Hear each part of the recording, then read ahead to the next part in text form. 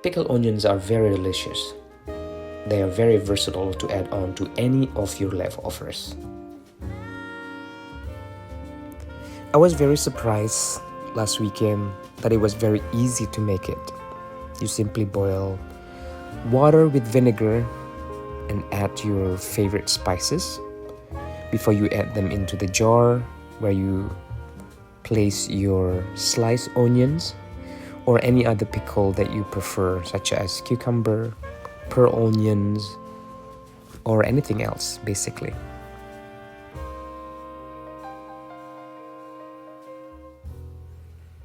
Pickled onions is very versatile and very delicious.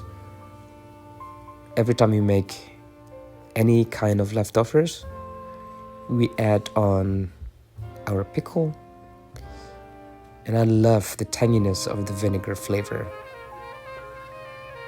Now we have enough pickle for a couple months. Thank you, Nana.